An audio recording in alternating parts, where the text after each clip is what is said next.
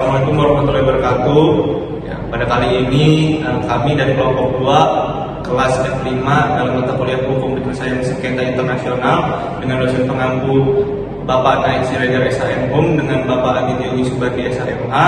Dan di sini kami akan memaparkan sebuah analisis prinsip efektivitas dalam kasus Pulau Sipadan dan Legitan antara Indonesia melawan Malaysia dalam kasus ICJ tahun 2002. Sebelum memaparkan lebih lanjut, izinkan kami masing-masing memperkenalkan diri terlebih dahulu, mulai dari sebelah kanan.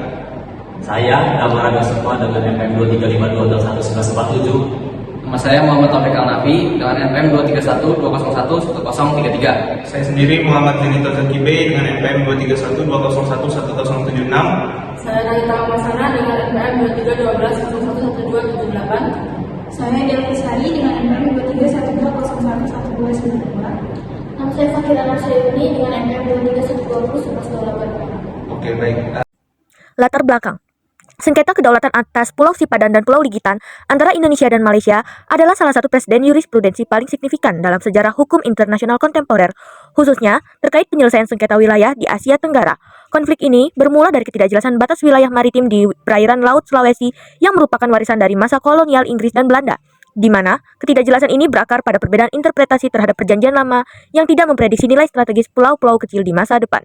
Persoalan ini mulai mencuat secara nyata ke permukaan pada tahun 1969, ketika kedua negara melakukan pertemuan teknis untuk membicarakan delimitasi landas kontinen, di mana delegasi kedua belah pihak terkejut karena menemukan fakta bahwa baik Indonesia maupun Malaysia sama-sama memasukkan Pulau Sipadan dan Pulau Legitan ke dalam peta wilayah kedaulatan masing-masing.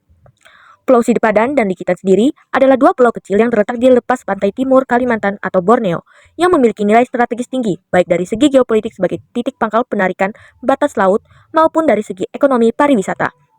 Kegagalan kedua negara untuk mencapai kesepakatan melalui jalur diplomasi bilateral maupun mediasi tingkat tinggi ASEAN menyebabkan sengketa ini berlarut-larut selama lebih dari 2 dekade dalam status quo yang sempat memuncak ketegangannya ketika Malaysia mulai membangun fasilitas pariwisata secara sepihak. Menyadari risiko konflik terbuka yang dapat mengganggu stabilitas kawasan, pada tahun 1997, Presiden Soeharto dan Perdana Menteri Mahathir Mohamad sepakat untuk menyerahkan penyelesaian sengketa ini ke Mahkamah Internasional atau International Court of Justice (ICJ). Melalui mekanisme Special Agreement, puncak dari penyelesaian sengketa ini terjadi pada tahun 2002, ketika ICJ menjatuhkan putusan yang memenangkan Malaysia dengan pertimbangan yang sangat fundamental dalam hukum internasional. Putusan ini menjadi kajian akademis yang sebab itu karena mahkamah menyampingkan argumen historis dan title by treaty yang diajukan Indonesia, serta lebih menitik beratkan pada prinsip efektivitas atau penguasaan efektif yang dibuktikan melalui tindakan administratif nyata. Kasus ini tidak hanya mengubah peta wilayah Indonesia, tetapi juga memaksa adanya transformasi mendasar dalam cara pandang negara terhadap pengelolaan pulau-pulau terluar dan pengarsifan bukti kedaulatan.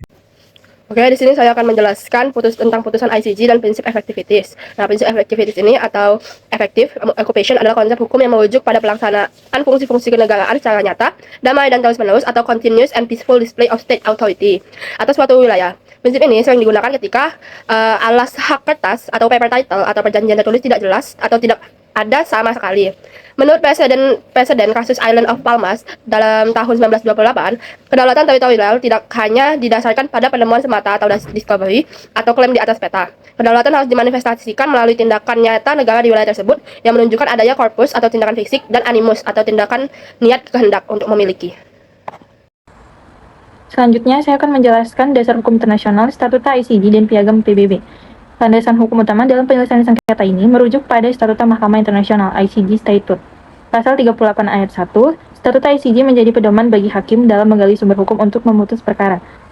Sumber hukum tersebut meliputi perjanjian internasional, kebiasaan internasional, prinsip hukum umum, serta putusan pengadilan dan doktrin para ahli sebagai sumber hukum tambahan. Selain itu, penyelesaian sengketa ini juga mengacu pada piagam PBB, Pasal 2 ayat 3 dan Pasal 33 ayat 1, yang mewajibkan negara-negara anggota untuk menyelesaikan sengketa internasional mereka dengan cara-cara damai sedemikian rupa, sehingga perdamaian dan keamanan internasional serta keadilan tidak terancam. Nah, selanjutnya saya akan menjelaskan prinsip hukum yang diterapkan. Prinsip hukumnya itu ada 3, yaitu yang pertama prinsip uti possidetis juris, atau prinsip ini merupakan doktrin fundamental dalam hukum internasional yang berkaitan dengan dekolonialisasi. Prinsip uti possidetis juris ini menyatakan bahwa negara-negara yang baru merdeka akan mewarisi batas-batas wilayah administratif dari penjajah kolonial sebelumnya, sebagaimana adanya pada saat kemerdekaan. Tujuannya adalah untuk menjaga stabilitas perbatasan dan mencegah konflik antar negara baru. Dalam kasus ini, Indonesia menggunakan prinsip ini sebagai argumen utama, mengklaim bahwa karena Belanda memiliki kedaulatan atas wilayah selatan garis 4 derajat 10 lintang utara berdasarkan konvensi 1891, maka Indonesia secara otomatis mewarisi wilayah tersebut. Nah, selanjutnya ada prinsip efektivitas atau penguasaan efektif. Seperti yang sudah saya jelaskan sebelumnya, prinsip efektivitas ini adalah konsep hukum yang merujuk pada pelaksanaan fungsi-fungsi kenegaraan secara nyata, damai dan terus-menerus, atau continuous and peaceful display of state authority atas suatu wilayah. Yang ketiga itu ada prinsip acquiescence atau persetujuan diam-diam. Prinsip ini berkaitan erat dengan prinsip efektivitas. Acquiescence terjadi ketika suatu negara melakukan tindakan kedaulatan di suatu wilayah dan negara lain yang memiliki kepentingan tidak mengajukan protes atau keberatan dalam jangka waktu yang wajar. Sikap diam tersebut dianggap sebagai pengakuan atau persetujuan secara diam-diam terhadap tindakan negara. Pertama, absennya protes dari pihak Belanda maupun Indonesia terhadap aktivitas Inggris di Sipadan menjadi faktor kunci yang melemahkan posisi Indonesia di mata mahkamah. Fakta dan kronologis kasus. Asal mula sengketa dan interpretasi Konvensi 1891, sengketa Sipadan Ligitan berakar pada Konvensi 1891 antara Inggris dan Belanda yang menetapkan pembagian wilayah di Kalimantan. Pasal 5 konvensi menentukan garis batas pada 4 derajat 10 lintang utara yang membelah Pulau Sebatik.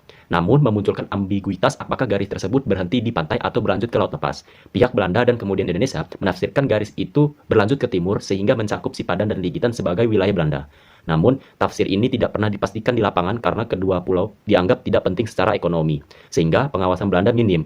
Sebaliknya, Inggris melalui BNDC melakukan aktivitas administratif di wilayah sekitar yang kemudian dianggap sebagai tindakan efektivitas yang menjadi dasar klaim kedaulatan menurut hukum internasional. Selanjutnya, eskalasi konflik dan kegagalan diplomasi bilateral. Sengketa Sipadan Ligitan mulai muncul sebagai isu diplomatik pada 1969 ketika Indonesia dan Malaysia melakukan perundingan landas kontinen. Kedua negara menemukan perbedaan klaim. Indonesia berpegang pada warisan Belanda, Possidetis, sedangkan Malaysia mengacu pada penguasaan Inggris dan kedekatan geografis dengan Sabah. Ketegangan meningkat pada 1980-an saat Malaysia membuka fasilitas pariwisata di Sipadan, memicu protes Indonesia. Walaupun kedua sepakat menghindari kekuatan militer sesuai TIC, upaya penyelesaian melalui Joint Working Group dan pertemuan tingkat tinggi selalu buntu karena masing-masing bertahan pada dasar hukumnya. Indonesia menekankan pada Konvensi 1891, sementara Malaysia menonjolkan pengelolaan faktualnya. Gagalnya diplomasi membuat Presiden Soeharto pada 1996 memutuskan membawa kasus ini ke Mahkamah Internasional. Kemudian, proses litigasi di Mahkamah Internasional. Pada tanggal 31 Mei 1997, Indonesia dan Malaysia sepakat membawa sengketa kedaulatan atas Pulau Sipadan dan Pulau Ligitan ke Mahkamah Internasional atau ICJ di Den Haag. Proses persidangan berlangsung alot dan memakan waktu bertahun-tahun.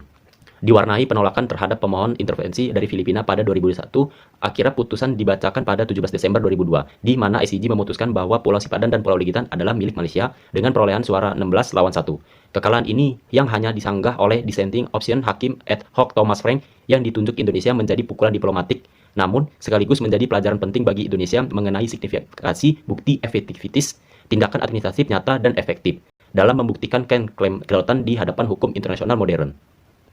Proses litigasi di Mahkamah Internasional.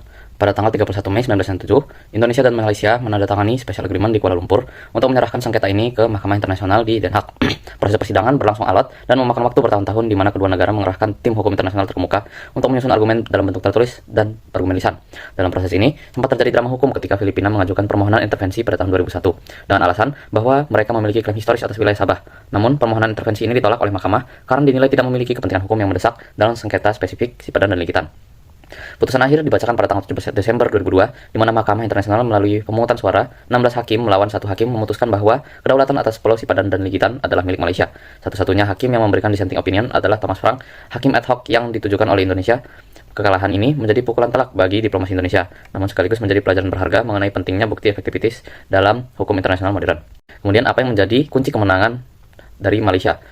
Kunci kemenangan Malaysia terletak pada kemampuannya menyajikan arsip kolonial Inggris yang rapi dan detail terkait aktivitas regulasi di Sipadan dan Ligitan. Bukti yang dianggap paling krusial adalah Turtle Preservation Ordinance 1917 Inggris terbukti tidak hanya membuat aturan legislatif, tapi juga menerapkan yurisdiksi yudisial dengan mengadili sengketa pengambilan telur penyu antar penduduk lokal. Selain itu, bukti pembangunan dan perawatan mercusuar di kedua pulau pada tahun 1960 oleh otoritas kolonial Inggris dianggap sebagai tindakan otoritas publik yang tidak terbantahkan, karena mercusuar adalah simbol tanggung jawab negara terhadap keselamatan navigasi internasional.